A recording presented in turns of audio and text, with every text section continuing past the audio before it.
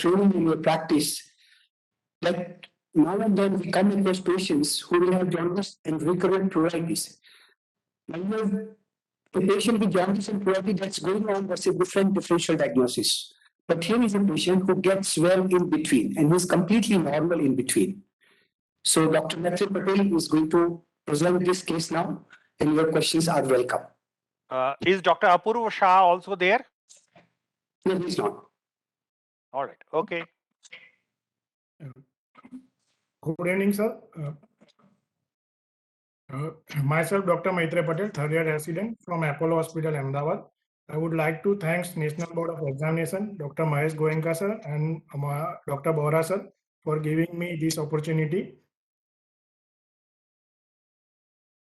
Today I am presenting a case of recurrent jaundice with pruritus. Here is a case of 16-year-old male patient, resident of Mehsana from Gujarat. He is a student, presented on 11th October 2021 with chief complaints of recurrent jaundice with pruritus since 1.5 years. Coming to background history, he presented with jaundice in August 2020, which was insidious in onset, progressive and painless. It was also associated with itching, which was initially started in palm and soles and progressed to generalized, and it was interfering with the sleep. Jaundice was also associated with clay color stool and fatigue. For similar complaint, he was admitted outside and he was given steroid tapering dose, which lasted for 3 months approximately. In October 2021, he presented with similar cholestatic jaundice with itching, and in between 2 episodes, he was completely asymptomatic.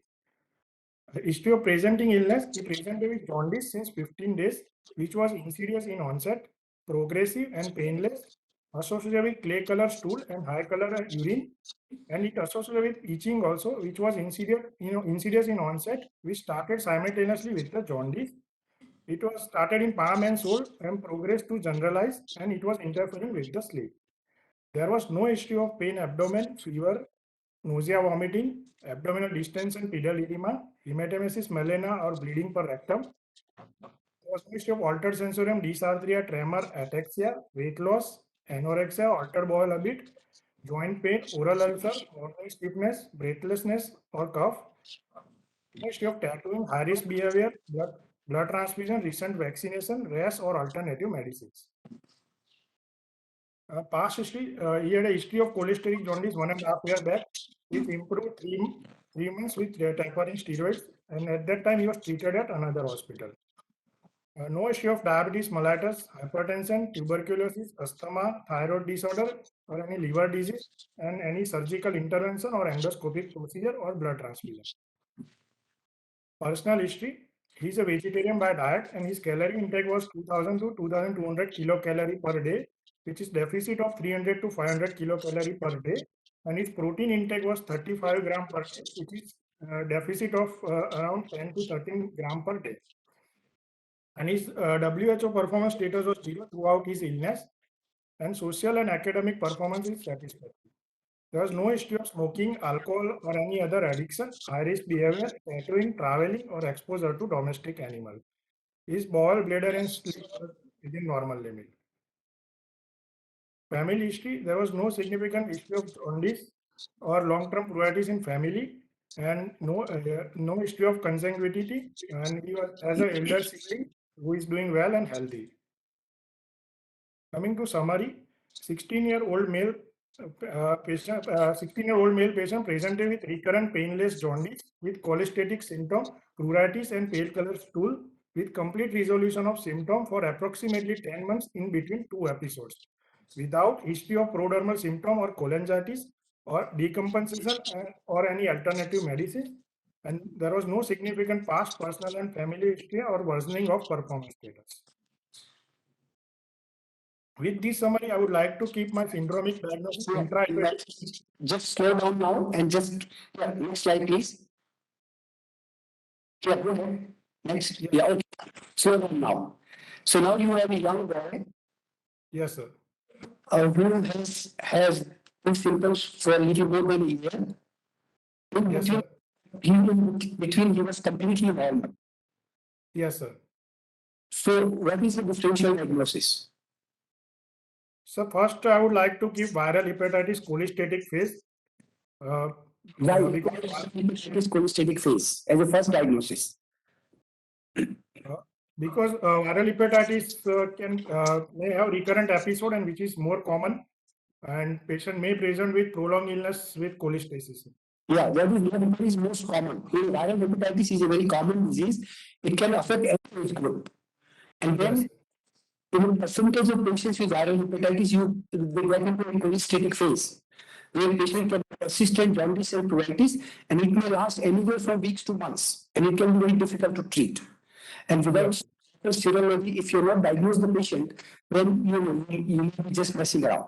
Or sometimes in the very early stage of the disease, like hepatitis E, we come across patients who are jaundiced, who have pruritus. We do the blood test, the serology is negative. So in the early stage of disease, or in some cases for some unknown reasons, the serology can be negative, particularly in the elderly patient. So you have to keep this differential in the mind before you go for the real possibility. yes, sir. So, if I can ask you a question, your first possibility you said is viral hepatitis cholestatic phase. So there are two distinct episodes of viral hepatitis. One was 1.5 years back, and now the second one. So are there two different viruses you are talking about, or you're talking about the same virus coming back? Same virus can have some relapse and So how commonly you get two episodes of hepatitis E like this happening at a gap of 1.5 years? so generally A has a more recurrence than E. But do you mean to say that hepatitis A, once it happens, the recurrence after a few months to few years is very high? I thought if you have an A, usually you have a lifelong immunity. Yes, you are right, sir.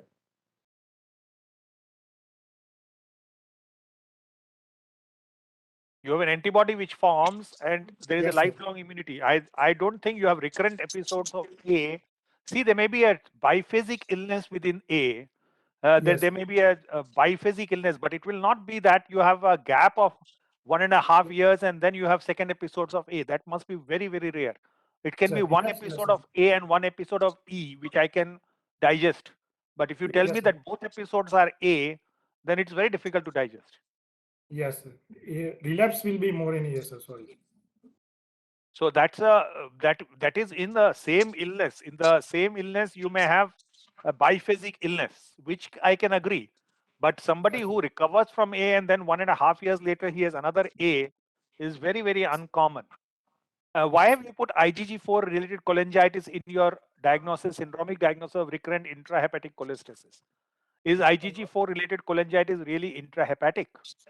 no, sir. It is extrahepatic and Why it is also your heading is recurrent intrahepatic cholestasis, and in that you have kept IgG4 related cholangitis within that? yes. That only positive aspect was that it responded to steroid, and No. there My is question is not different. I'm not going to discuss in IgG4 related cholangitis now. My question to you is that you yes, have put a syndromic diagnosis of recurrent intrahepatic cholestasis, yes, and sir. then your differential diagnosis. There are 6 possibilities you have put there, and one of the possibilities is IgG4 related cholangitis. So Yes, is IgG4 related cholangitis intrahepatic or extrahepatic, or it can be both? sir. It is extrahepatic. All right.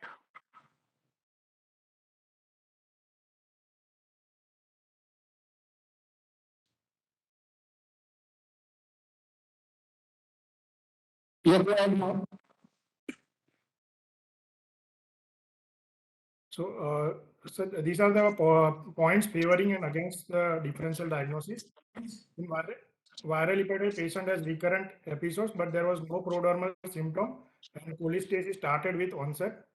Second diagnosis is bleak. The points favoring bleak is generally first episode happens in second decade, and cholestasis is at onset, and no progression and complete resolution in between two symptoms. And points against break is less common and role of steroid is controversial in breaks. AIH with overlap with PSC more than PBC because PBC generally present with old age, middle age women, and AIH with PSC generally present young age with young age male. And other positive points are cholestatic and responded to steroid. But points against AIH overlap with PSC is no IBD and no progression. Fourth possibility, Rubin-Johnson syndrome. In that patient will have baseline jaundice which fluctuates and can go bilirubin level up to 25. And Rubin-Johnson is rarely cholestatic in adult and less common. IgG4 related cholangitis. Only positive point is responded to steroid, and the points against are there was no other organ involvement, and it is mainly extrahepatic, and age presentation is 6th decade. See, in this chart, you have mentioned in autoimmune hepatitis with overlap PSC and PBC, there is no IBD. Now, IBD, can you tell me what is the relationship between a PSC with IBD or PBC with IBD? And what do you mean by no IBD? Have we ruled out IBD in this particular patient? Yes, sir. PS, AI, generally PS PSC patient will have 70% of PSC patient will have IBD, sir. And Okay, patient will, 30% will not have IBD. yes, sir. Okay. And IBD in IBD patient, 7% patient may have PSC, sir. That's fine, but have you ruled out IBD in this particular patient? You have not done any sigmoidoscopy as yet. You can only say that there is no florid IBD because there is no blood bleeding per rectum and all. Yes, by history, But these PSC patients may have very mild IBD, and you need to do a sigmoidoscopy to detect the presence of IBD in these patients. Need not be the all patients with a florid IBD. So you cannot at this juncture say that there is no IBD. Yes, sir. Now, response to steroid in BRIC, you have said you have put a query in that. The steroid may be it may be an accidental thing that the steroid was given, and patient responded. Patient would have anyway in BRIC there is fluctuation in the jaundice. There's some question, Dr. Bora, on the chat box. Yes. Should it be, when you say IgG4 disease, should you call it IgG4 related liver disease, or it should be called IgG4 cholangitis?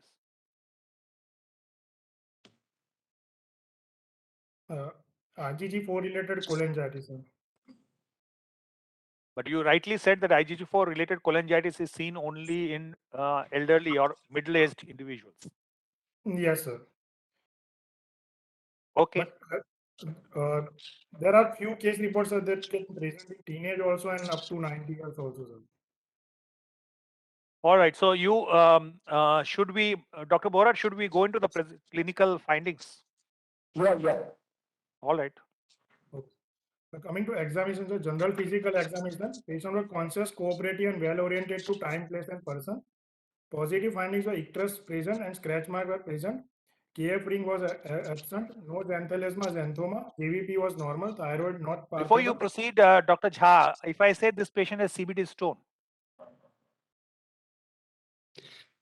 I'm sorry, this is Dr. Some Can this be simple bile duct stone and this gallbladder stone, which is some stone have come out and manifested 1.5 years back, and now another stone has come out and is manifesting now. But pain was not there, sir. So there was no pain whatsoever. Yes, sir. No pain at all. All right, carry on. There was no signs of chronic liver disease, no pallor, no clubbing, no lymphadenopathy, and no pedal edema, signs of malabsorption. His height was 165 centimeter, weight was 53 kg, BMI 18 kg per meter square, blood pressure was 70 millimeter of mercury in right arm supine position, pulse rate 75 per minute, good volume, no special character, periphery pulses palpable.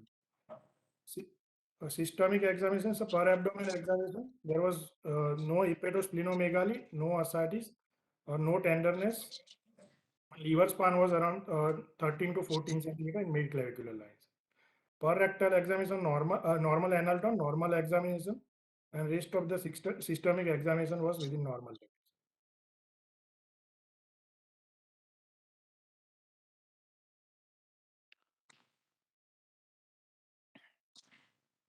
What about any scratch marks? Did you make a note about scratch mark?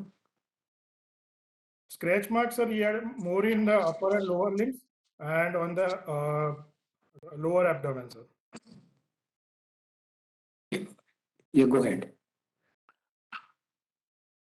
So after examination, diagnostic possibility are sir, in same order, and I would like to investigate some. Did you calculate the BMI yourself? Yes, sir. 53 divided by 1.65 divided by 1.65. Around 18.3, sir. Okay. 53 divided by 1.65 divided by 1.65 is 19.4, 19.5. Doesn't matter.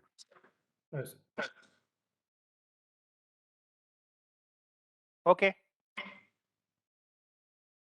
Be very careful. I have seen this many exam that Yes, the sir. BMI is just taken very casually. And this has become now a common practice to put some BMI, which may not, because you are giving a height and weight, it can be easily calculated by anybody. So be very Yes. careful that your BMI is correct. We had one more occasion on the DNB online class, I remember 3 or 4 weeks back, where the BMI anybody could calculate and was absolutely wrong. So be very careful. In your case also, my calculator says it will be 19.5, but doesn't matter. Be very careful. Yes, sir. The idea of this class is basically to prepare you for the exam. So be Yes. very, very careful about what you are speaking and what you are writing. Yes, sir.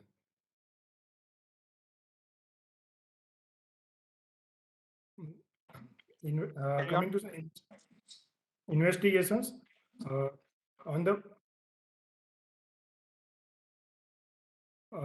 during the first episode in 2020 August, his CBC was within a normal limit, platelet normal, hemoglobin is normal.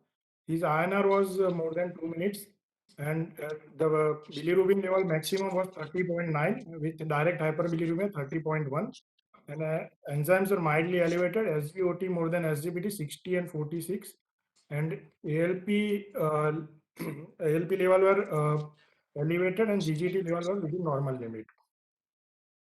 And our total protein, albumin, globulin, and Ag ratio was normal. Renal function was normal. So if you After look that, at only this value in 7th of August, what is yes, you sir. forget about the rest of the value? What is your interpretation of these values? Yes, sir. He had a coagulopathy with conjugated hyperbilirubinemia, with cholestatic hepatitis with coagulopathy. All right. So does this go with viral hepatitis, which is your first possibility? No, sir.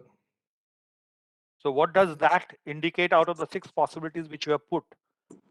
Which of the possibilities this LFT will go with? This is so GGT level are within normal limit. So I would like to keep BRIC as a possibility, sir. Okay. So usually in viral hepatitis, the SGOT, SGPT Yes, or sir. ALT and AST as we are called is usually not so low. Unless you Yes. are done this SGOT, SGPT while the patient is resolving, then Yes. it can be so low, but usually it will be in hundreds, if not thousands. Yes. Okay. So after the steroid, his bilirubin was decreased to 3.5, and indirect hyperbilirubinemia was there, and SGOT-PT now is within normal limit, and ALP is still higher side, sir. Proteins level are within normal limit. Again, in September, he had a URTI and he consulted local doctor. At that time, bilirubin started rising in 5.9, which when he came to our hospital, it has increased up to the 32.2 and 31 direct bilirubin. And at that time, enzymes were slightly elevated, SGOT more than SGPT, 64 and 45. ALP was 340 and TGT was within normal limit, 16, sir. And during follow-up, he was after treatment in last investigation in December, his bilirubin level decreased to 3.2 and direct 1.6 with indirect 1.7. Enzymes reduced to 38 and 47 SGOT SGPT, and ALP level was 184. protein levels are within normal limits. So if we ask you that at this stage, with so much of investigation, what are the possibilities which will be out of your list? So viral hepatitis is out of list. And Rubin Johnson syndrome is also, sir, out of list. What about autoimmune hepatitis? Autoimmune hepatitis, sir, SGOTPT will be more than more than fivefold, but it is not there, sir. All right. So are you talking of Brick and Rubin Johnson? Yes, sir. Okay. So viral markers, so all viral markers were negative, and autoimmune markers, including P-ANCA and C-ANCA, was negative, and IgG level was within normal limit.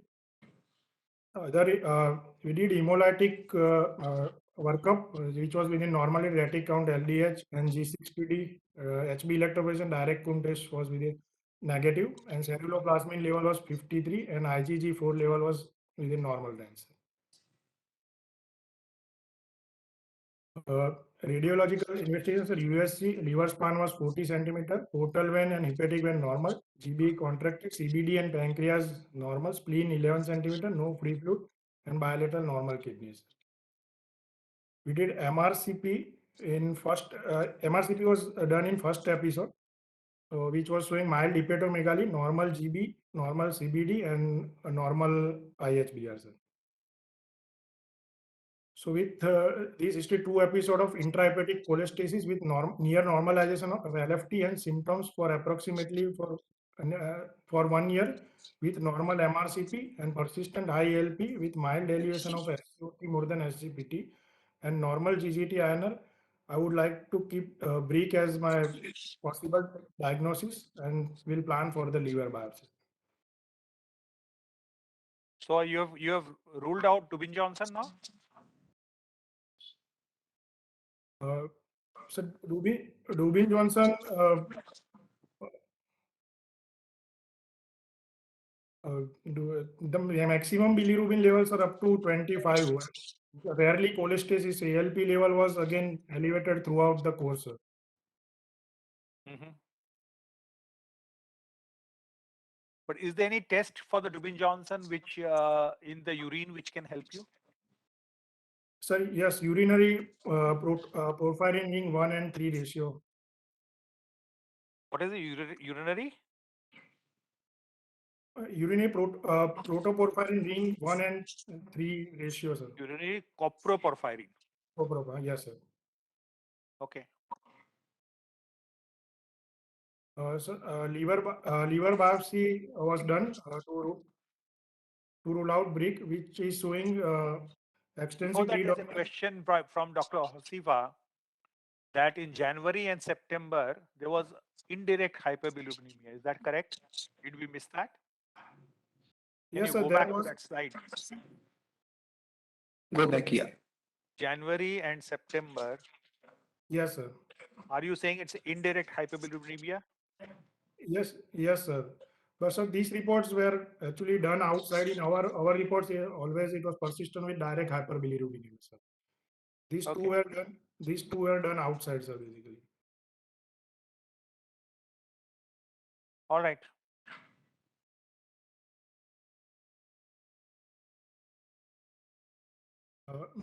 This is the liver biopsy image, which is showing extensive canalicular cholestasis. So there were with mild to moderate interface mononuclear cell infiltrate, mainly lymphocyte and occasional eosinophil, with mild necrosis of hepatocytes and focal hepatocellular cholestasis. So there were two possibilities versus post-hepatitis cholestasis, but viral markers were negative in both the episodes. So BRIC is our diagnosis.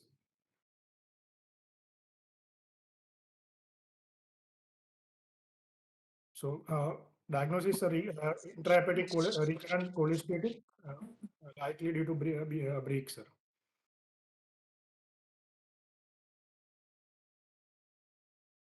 Can you tell us something about the treatment as well as the Natural history. Yes. Yes, sir. Treatment, he was treated with ursodeoxycholic acid, 50 mg per kg, rifampin 150 mg per PD, cholestyramine 4 gram 3 times a day, antihistaminic and fat-soluble vitamin supplements. And he was reassured that regarding the benign nature of the disease uh, and the course of illness.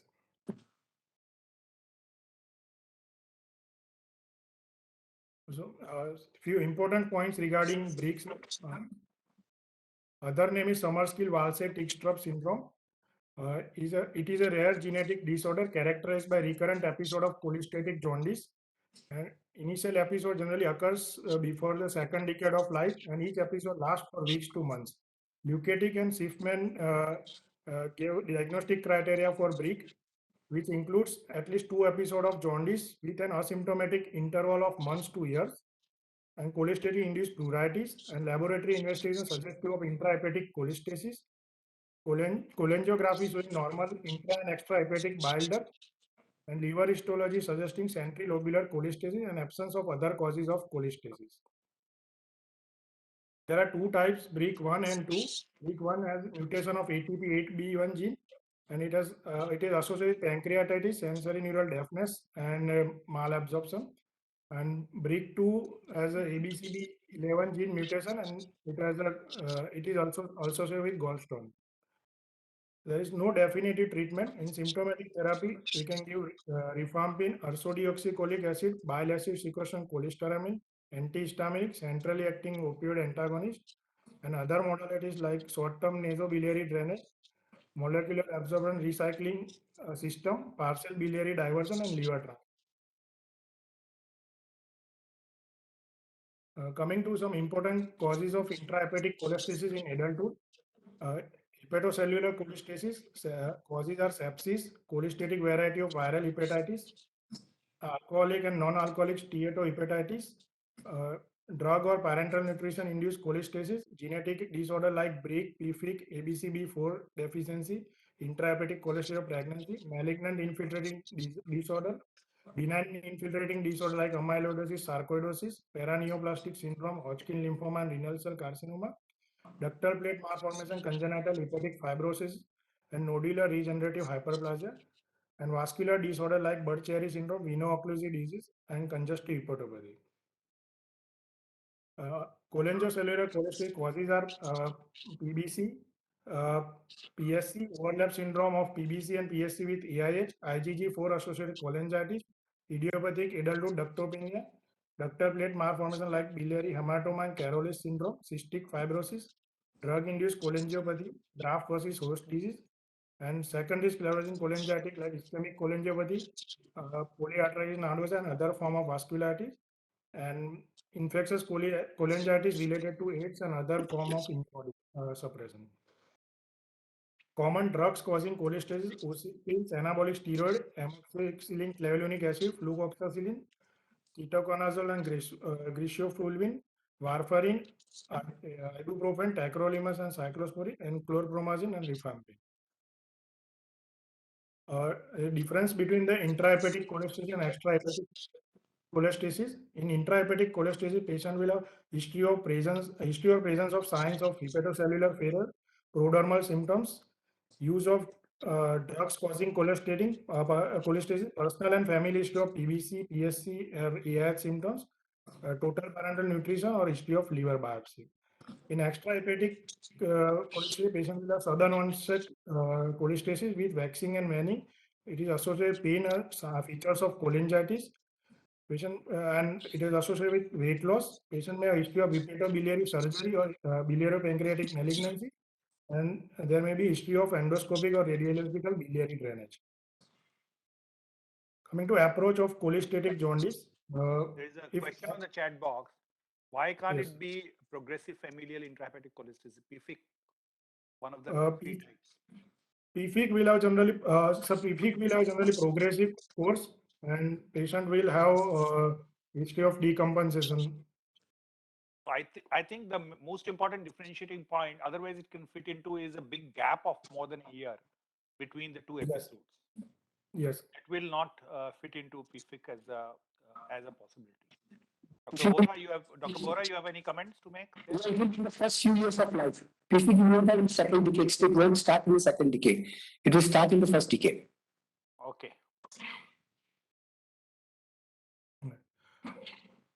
Coming to approach of We can quickly finish this and move on to the second case. Is this your last slide? Yes, sir. This is my last slide. If any patient has abnormal alkaline phosphatase of liver origin with raise in GGT and direct bilirubemia, after analysis history and physical examination, we recommend USG. If USG is showing any bile duct abnormality, then evaluate accordingly. And if USG is normal, then we'll advise AMA and ANA. If ANA positive, the PBC is likely diagnosis. If AMA negative, then we'll ask for the drug history. If drug history is positive, then discontinue the drug and observe. And if drug history is negative, then according to history, physical examination, ultrasonography picture, we can plan MRCP or US or liver biopsy. If liver biopsy is showing duct injury, then we can look for the sclerosing cholangitis or PBC. And if liver biopsy is normal, we can plan MRCP and or US. And if it is showing stricture, the sclerosing cholangitis is likely diagnosis. And if MRCP US normal and clinical suspicion is strong of sclerosing cholangitis, then go for ERCP. And if there is no strong suspicion of sclerosing cholangitis, then observe and reevaluate when the symptoms is.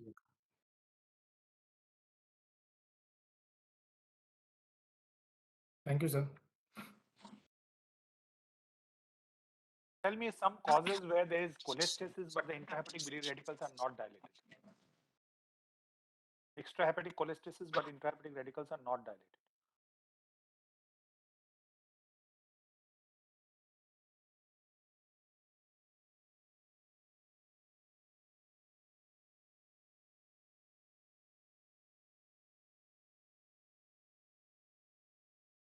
Primary sclerosing cholangitis.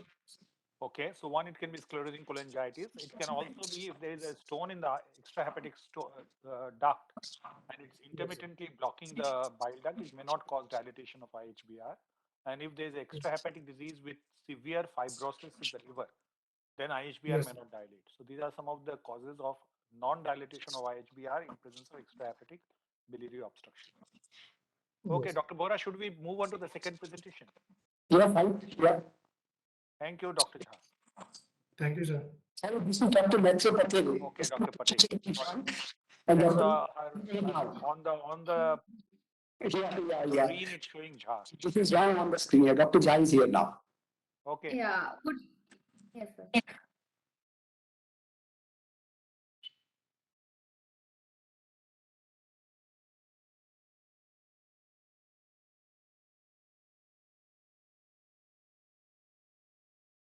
You have 39 slides and you have only 20 minutes.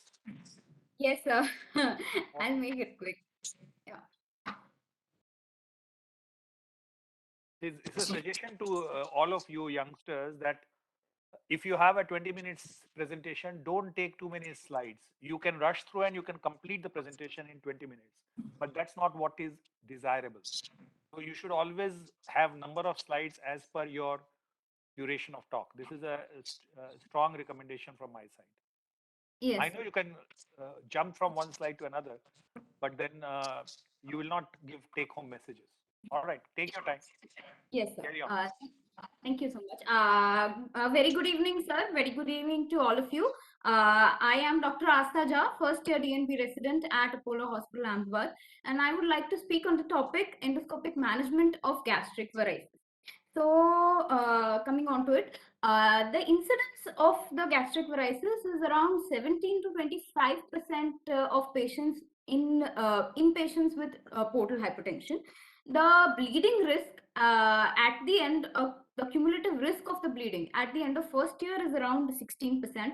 At the end of second year is around 36%, and that of the third year is around 45%. While the risk of rebleeding is actually very high, it's almost double, 35 to 90% after a spontaneous hemostasis. Also, the mortality of the variceal bleed is very high, around 20% at the end of 6 weeks of the index bleed. So how do we identify that the bleed is actually the gastric variceal bleed? So endoscopically, we would like to check. So there are three things by which we can say that the bleed was through a gastric varix. First, that the active bleeding is seen from the varix. The second, that a clot or the ulcer is seen over the varix. Or third, there is an upper GI bleed, but there is no source apart from that. There is a large gastric varix, no esophageal varices, and no other sources found. So there are certain characteristics for the GV bleed. First, although it is less frequent than the bleed of an esophageal varix, but it is more severe. And the bleed is not related to the portal pressure. It is actually dependent on the size and the wall tension of the varix. So coming to the venous anatomy, which is very important for how we tackle the bleed. So the anatomy of the gastric varix consists of three things. One is the actual inflow, the afferent limb, the efferent limb through which it drains into the systemic outflow, and the varix itself. So the afferent limb consists of the portal inflow, the portal veins which are draining into the varix. The efferent limb consists of a systemic outflow which drains directly into the systemic circulation through various shunts. And the central portion is the varix itself. The varix itself consists of two parts, the paragastric and the intragastric part. The paragastric part is formed by a kind of plexus of veins which is outside the varix, which is also called the false varix. And the inside of the intragastric portion, which actually bleeds, that is supplied by the perforators through this plexus of veins. So that consists of a varix proper. So coming to the classification of gastric varices, we can classify them based on two things. First is the endoscopic picture, and the second is the hemodynamic picture. So endoscopically, there are many classifications which are available depending on their development, the size. There is a Serines classification which I have taken up in detail in the next few slides. Then there are also few other names: Hashi-Zone classification, Arakawa classification. Unfortunately, we will not be able to cover all of them in this presentation today. And secondly, coming to the hemodynamic classification, there are also a few names: the South-Caldwell classification, Kyosu classification, Hirota classification. That all depends on the anatomy, which I first mentioned initially regarding the inflow and the outflow systems. Right. So coming to the Serines classification, the Serines classification is according to the anatomical site of the gastric varix. So they can be divided into two, whether or not they are associated with esophageal varices. So if they are associated with esophageal varices, they are called GOV, the gastroesophageal varix, type 1 and type 2. And if they are not, it is called the IJV, that is the isolated gastric varix 1 and 2.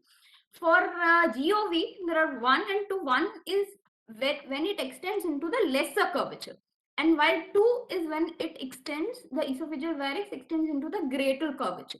So the GOV1 is the most common of all, around 75%. And GOV2 consists of 21%. Then the isolated gastric varix, 1 is when it is located only in the fundus, and 2 when it is located out in the stomach but not at the fundus, apart from the fundus body or the antrum when it is located.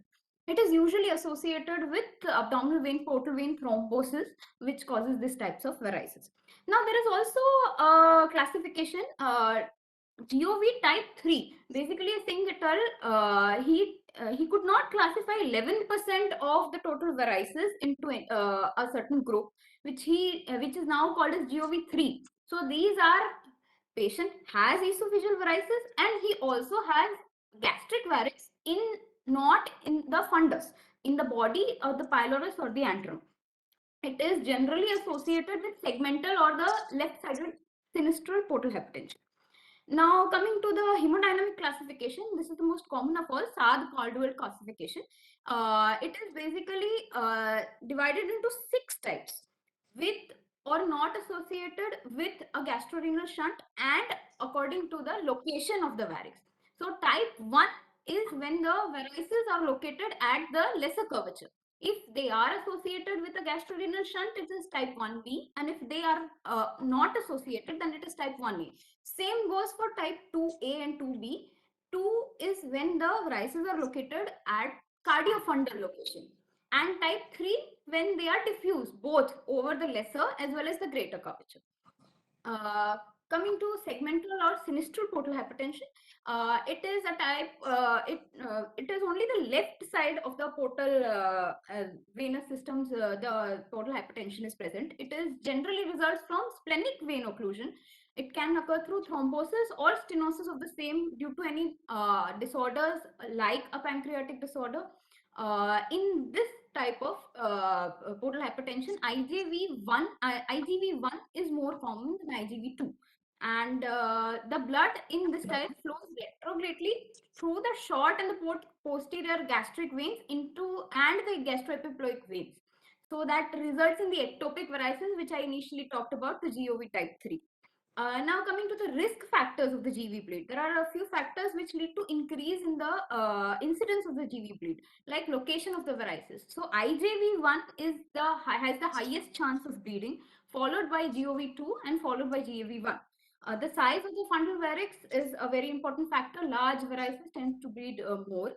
Severity of the liver failure is also associated. Child class C has more chances of a bleeding gastric varix than the patients in child A status. MELD score more than 17 is also associated with high risk of bleeding. The presence of red color sign on the varix will also lead to higher chances of bleeding. Associated hepatocellular carcinoma can lead to higher chances of bleeding, and the presence of portal hypertensive gastropathy increases the risk of bleeding. Now coming to the management. So there is a primary prophylaxis and what happens when we bleed. So coming to the primary prophylaxis, the primary prophylaxis for GOV1 varices are same as esophageal varices. For the other gastric varices, there is a study by Mishra in 2011.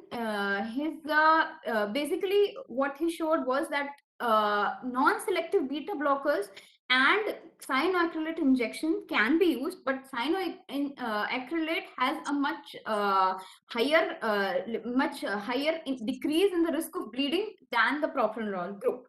And there is also data suggesting that carvedilol is somewhere in between the propranolol group and the cyanoacrylate group, which can also be added for the primary prophylaxis. Coming to the management when the patient bleeds. So when the patient starts bleeding, first of all, we have to try to stop the bleed, and then we go towards the definitive therapy. So initial management of the bleed includes assessing the circulatory and the respiratory status of the patient. First, stabilize the patient from that point of view. Then we start fluid resuscitation for the patient. We give vasoactive agents like terlipressin and somatostatin to stop the bleeding. Then we give antibiotic prophylaxis to prevent further complications. The target HB which we maintain is 7 gram per deciliter for non-cardiac patients and 8 for that of cardiac patients. Then we also evaluate the coagulation parameters. Generally, the platelet levels are to be kept around 50,000 and platelet transfusion if it goes below that point. Then we can also give fresh frozen plasma, cryoprecipitate and other blood products if at all there is need according to their reports. And then finally, intensive care are required for such patients. Then coming on to urgent, the endoscopic assessment of the patient. So endoscopically, we have to find a temporary way to stop the active bleed, and then we go for further definitive management of the varices. So after initially temporizing methods, whichever is available at hand, that we have to use, and after that we go for a cross-sectional imaging of the portal venous system, so that to determine the anatomy and the shunts, and so that we can go on to further definitive management. So how do we do the management?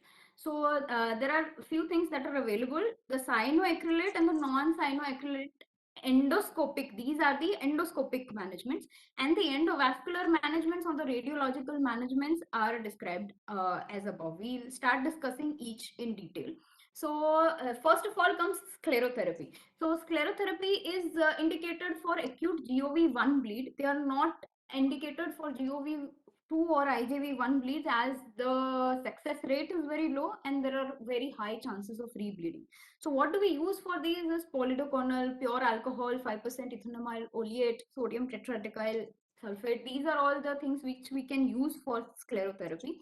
But the sclerotherapy is not very successful because of the high volume of blood flow within the gastric varices, which results in rapid flushing away of the sclerosin, and a large quantity of sclerosins is required because of that. Although the success rate is around 60 to 100%, but chances of rebleeding are very high, around 90%. And around 50% of the patient end up with an sclerotherapy ulcer. Other complications include fever, retrosternal pain, abdominal pain, perforation, etc. This is a comparison of various studies when sclerotherapy has been used. Success is around 40 to 90% with a very high rebleeding rates and a very high ulcer rates. Coming to fibrin injection, so there are basically bovine and human types are available. When using bovine types, there is a risk of Creutzfeldt-Jakob disease, and while using human, we can obviously transfer other viruses.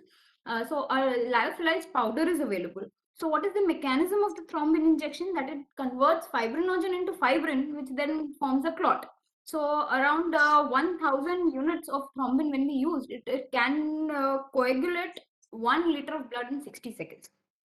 So the initial control rate is quite good, 90%, with a rebleeding of around 50%. The advantage over sclerotherapy is that it does not cause mucosal damage or ulcers. Coming to band ligation, just like we use for esophageal varices. So they can be used when the gastric varix is less than 2 centimeter. But it is less effective because of the thick mucosa, because of development of post-band ulcers, and because of the larger size of the gastric varices. It is very difficult to suction them in, and obviously there is very high rates of rebleeding again. So nylon, rubber and steel, all of these EVL can be used. Again, coming to the success is good, 80 to 100%, but again rebleeding chances are there. Yeah, I would So interrupt you here, Dr. Jha, yeah. that some of the modalities which you have talked about, and you look at your own charts which you are showing. This is Yes, sir. 2008 is the last study which has been quoted. So nobody in the world today would be doing band ligation for gastric varices or sclerotherapy for gastric varices. So we should predominantly talk about the things which are being done rather than talking something which was historical. Dr. Bora, Yes. I'm sure you don't do band ligation or No, sclerotherapy. yes, nobody wasn't there. She took it from the presentation actually. Hello? Yes, sir. No, this is not the standard of practice. This has been taught some 15, 20 years ago. It is still in the literature, but it's not of use nowadays. So yes, we don't use the department, nor do we recommend. Yes, sir. Okay. Yes. Yeah. Okay. Okay. Coming to detachable loops, it is just like doing the ligation, but it can be used for gastric varices which are more than 2 centimeter in size. There is around 82% chance of hemostasis with around 10.5% recurrence. This is the detachable loop. Then hemostatic spray or hemostatic powders, they are used as salvage therapy for persistent bleeding. For despite even after the glue injection, when there is persistent bleeding, we can use them. Or if the experienced endoscopist is not available at that time, but still it is investigational. Coming to the therapy, the cyanoacrylate or the glue therapy. So there are a few agents which can be used for glue, which is one of them is N-butyl cyanoacrylate, octyl cyanoacrylate, and Brto, which includes the N-butyl cyanoacrylate with metacryloxysulfate. So what is the mechanism of action of the glue? It is that when this cyanoacrylate comes in contact with the hydroxyl ion of the water, it causes exothermic polymerization, and that leads to hemostasis. So it is at present it is the therapy of choice for gastric variceal bleed, and it has a very high it has a higher eradication rate of varices as well. So what do we do? Basically, we undiluted glue is injected taken into the 2 ml syringe. Lipiodol, which was initially recommended, is not now recommended as it increases the chance of embolization. Then these are a few things which we have to keep ready before the glue therapy. Continuous air insufflation should be there. Suctioning should not be done. Flush volume should be limited to the dead space volume of the injection catheter. Right. Then coming to the actual procedure itself, our sclerotherapy injection needle is around 21 gauge. After puncturing the varix of the lumen, the cyanoacrylate is injected 0.5 to 2 ml 2.5 to 2 ml aliquots, and it is with distilled water. It has to be used as a flush, and then you withdraw the needle immediately, and then flush solution is aimed at the puncture site, and then additional glue can be needed as and when required. The initial hemostasis rate is around 90%, and the chances of rebleeding remain around 7 to 65%, as shown by this chart. Then coming to the complications, the embolization of a glue is a common is a complication which can embolize through splenic, renal, pulmonary, coronary, or all of the circulation. Then post-glue ulcers can be there, retrogastric abscesses can be there, visceral fistula formation can be there, sepsis, and the needle can obviously get stuck into the varix because of the glue if it is not withdrawn in time.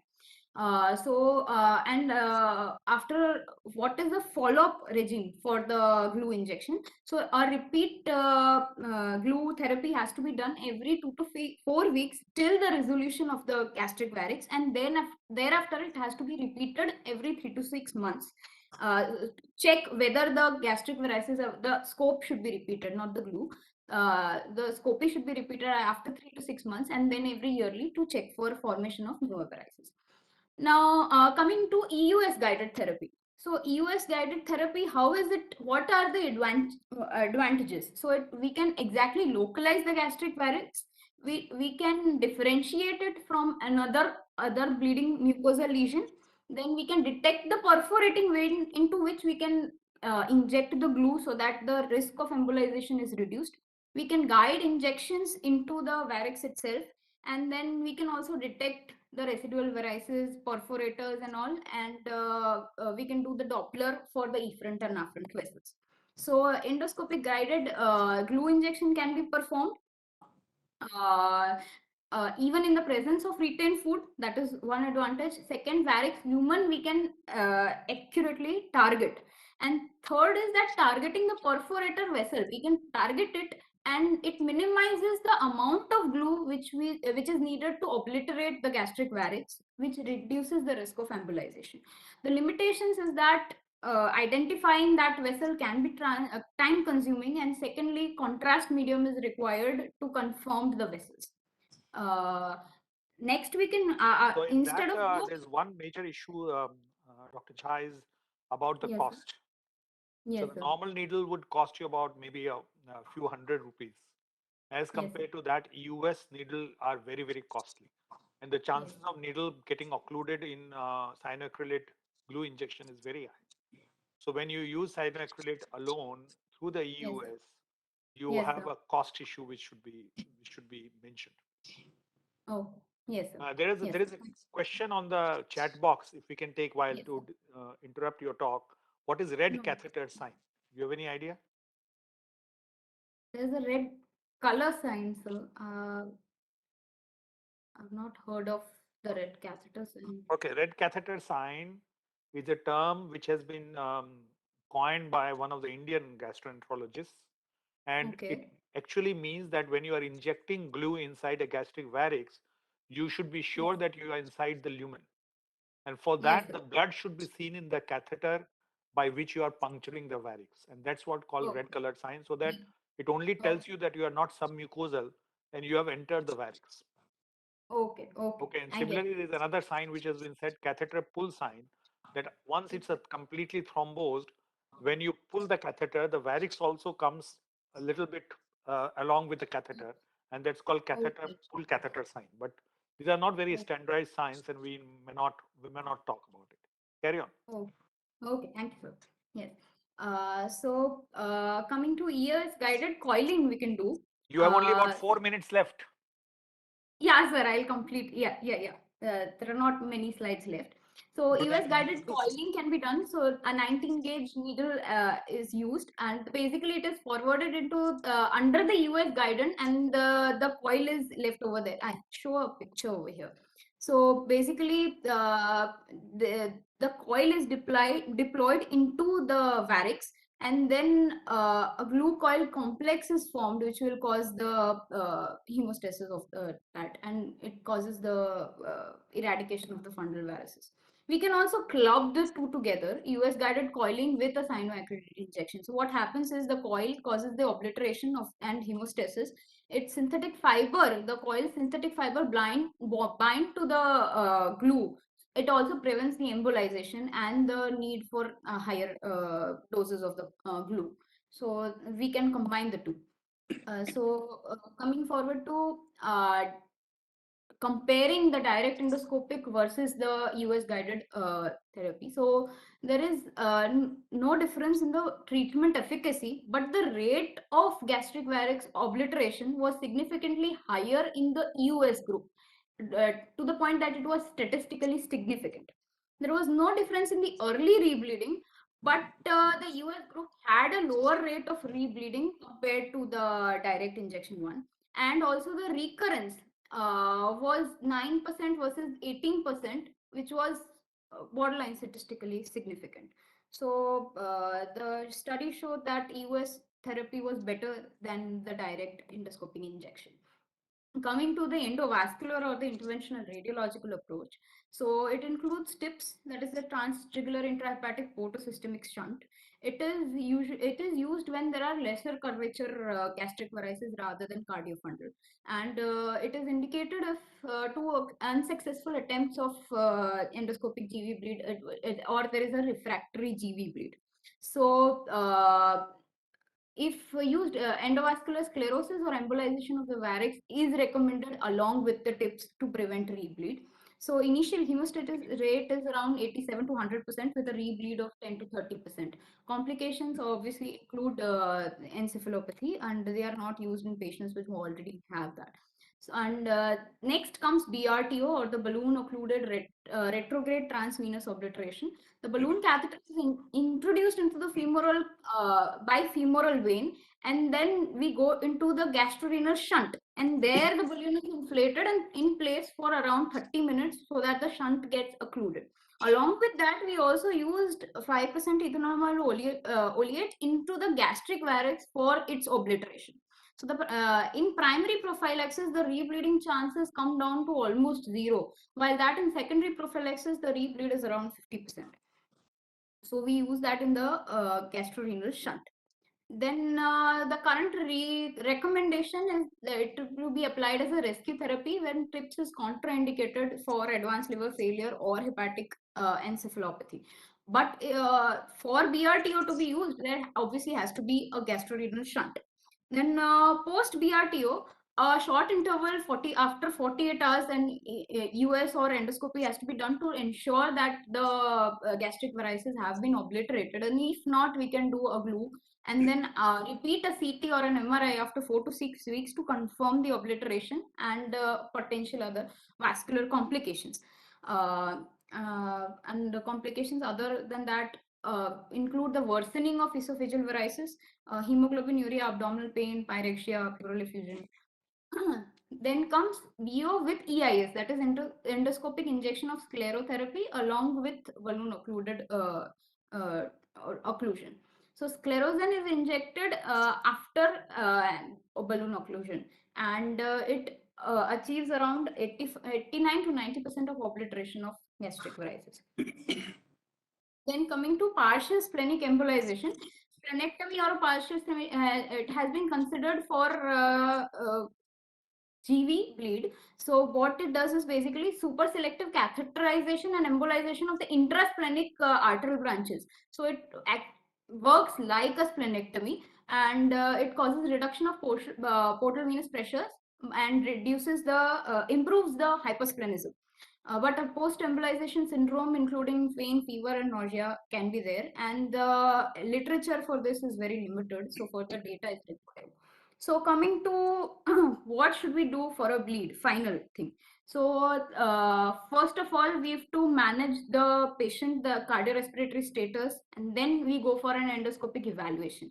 Then on whether there is lesser curvature, gastric varix, or the cardiofundal. If there is a lesser curvature, and if there is active bleeding, then first we have to manage the active bleeding. After then comes the definitive management. So in definitive management, first we assess the vasculature. So if then according to the Caldwell classification, which I already mentioned, so if there is type 1, so type 1 is the lesser curvature. So type 1A and B. So one can be managed like an esophageal varice. We can do a band ligation or tips. Tips is the favorable thing. Then coming to type 3A and 3B. Type 3 includes both the lesser curvature as well as the greater curvature. So type 3A can be managed with tips along with glue injection. And if there is type 3B, we can go for PRTO. Coming to cardiofundal varix. For a cardiofundal varix, again, if there is initial bleeding, we stop that. Then we come to the, we assess the vasculature, and then we go for what type of it is. So if it is type 2A, that is gastric varix without a gastrorenal shunt, we go for glue therapy. If there is type 2B, we go for BRTO. If there is, again, 3A and 3B will be the same, that is tips with glue in 3A, and in 3B we go for BRTO. And then again, follow-up is required in after each and every case, every 2 to 4 weeks till the obliteration, and then finally every few months to look for further development of the varices. Thank you. I think we have just 1 or 2 minutes for the final comments. Somebody has asked for the latest classification of gastric varices. So is there any later classification other than what you have talked about? You did mention about GOV 2, 3 as one of the classification. So who has suggested this? Who has suggested this? Sorry, Singh. Which Singh is this? VS Singh, like. I think you need to know the practicing gastroenterologist names. Not always easy to remember. This is Dr. Virender Singh from PGI Chandigarh. Yes, So see, one suggestion I have is that whenever you are quoting somebody, you quoted Mishra, you quoted so many people, you must give the reference in that slide. It is very important. If you are quoting Mishra, you quoted Mishra to talk about primary prophylaxis. You quoted Singh, you talked about many, many names. So whenever you are quoting somebody, please include the reference, at least the name of the journal, the year when it has been published. It is very important at your level. You must understand that you should not quote without giving a reference of that particular person, because it is very important to know when was this mentioned, whether it was 2008 or 2021. Yes. Dr. Vora, it's all yours now. Finally, final comments. Yeah, so see, whenever we are dealing with the fundal variceal bleed, first of all, we should have good resuscitation equipment. That is really important. They are different from how we manage esophageal varices. Because you can have an accident on the table and that you would never like to have. And what else I have to say is that now centers are giving more experience with tips and BRTO. More and more cases are being directly advised, say tips rather than endoscopic management.